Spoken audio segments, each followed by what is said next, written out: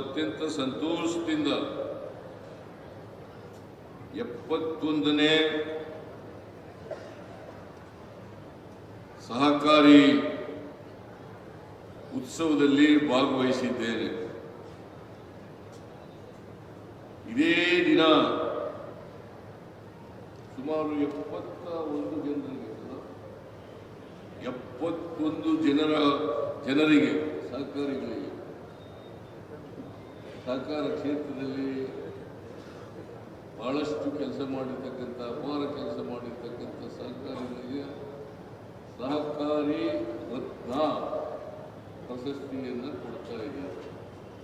ಈ ಕಾರ್ಯಕ್ರಮವನ್ನು ಕೂಡ ಇವತ್ತೇ ಕಂಡಿದ್ದೀರಿ. ಈ ಎರಡೂ ಕಾರ್ಯಕ್ರಮಗಳಲ್ಲಿ ಅತ್ಯಂತ ಸಂತೋಷದಿಂದ ಭಾಗವಹಿಸಿದ್ದೇನೆ.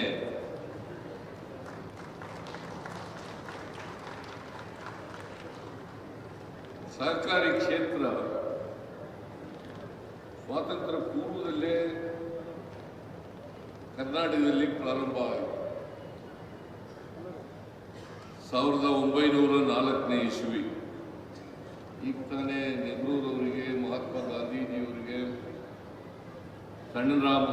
ಸಣ್ಣರಾಮನಗೌಡ ಅವರಿಗೆ ಪುಷ್ಪಾರ್ಚನೆಯನ್ನು ಮಾಡಿದ್ದೀವಿ.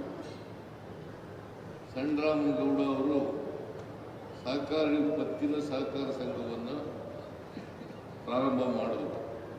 ಗದಗಿನ ಕಣಗಿಹಾಳ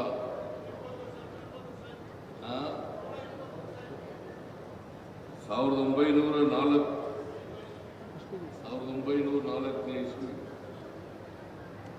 1500ನೇ ಇಸ್ವಿನಲ್ಲಿ 1905ನೇ ಇಸ್ವಿನಲ್ಲಿ ಸಹಕಾರಿ ನಿಯಮಗಳು ಜಾರಿಗೆ ಬಂದು, ಹಾಗಾಗಿ ಸಹಕಾರಿ ಕ್ಷೇತ್ರ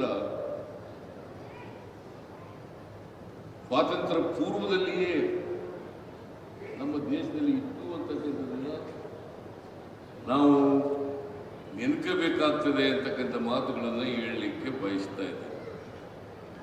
ಸ್ವಾತಂತ್ರ್ಯ ಬಂದ ಮೇಲೆ ನೆಹರೂರವರು, ಮಹಾತ್ಮ ಗಾಂಧೀಜಿಯವರು ಸಹಕಾರಿ ಕ್ಷೇತ್ರಕ್ಕೆ ಹೆಚ್ಚು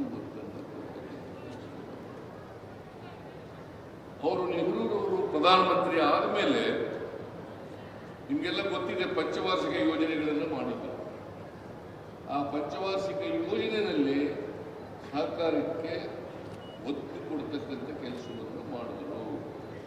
ಹಾಗಾಗಿ ಇಡೀ ದೇಶದಲ್ಲಿ ಸಹಕಾರಿ ಕ್ಷೇತ್ರ ಬೆಳೀಲಿಕ್ಕೆ ಸಾಧ್ಯ ಆಯಿತು ಅಂತಕ್ಕಂಥದ್ದನ್ನು ಇವತ್ತು ನಾವು ಮರೀಲಿಕ್ಕೆ ಸಾಧ್ಯ ಇಲ್ಲ. ನೆಹರು ಕಾಲದಿಂದ, ಮಹಾತ್ಮ ಗಾಂಧೀಜಿಯವರ ಕಾಲದಿಂದ ಸಹಕಾರಿ ಕ್ಷೇತ್ರಕ್ಕೆ ಹೆಚ್ಚು ಒತ್ತಾಸೆಯನ್ನು, ಸಹಕಾರವನ್ನು, ಬೆಂಬಲವನ್ನು ಕೊಡ್ತಾ ಬಂದಿದ್ದರಿಂದ ಇವತ್ತು ಸಹಕಾರಿ ಕ್ಷೇತ್ರ ಬಹಳ ದೊಡ್ಡದಾಗಿ ಬೆಳೆದಿದೆ ಅಂತಕ್ಕಂಥದ್ದನ್ನು ನಾವು ನೋಡಲಿಕ್ಕೆ ಸಾಧ್ಯ. ಅದಕ್ಕೆ ಒಂದು ಧ್ಯೇಯವಾಕ್ಯ ಇದೆ.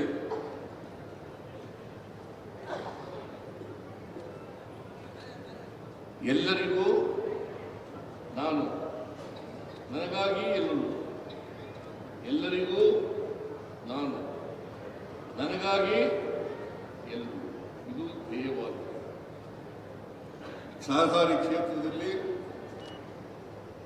ಎಲ್ಲರಿಗೂ ನಾನು, ನನಗೆ ಎಲ್ಲರೂ. ಇದು ಧ್ಯೇಯವಾಕ್ಯ ಸಹಕಾರಿ ಕ್ಷೇತ್ರದಲ್ಲಿ ಇರ್ತಕ್ಕಂಥದ್ದು.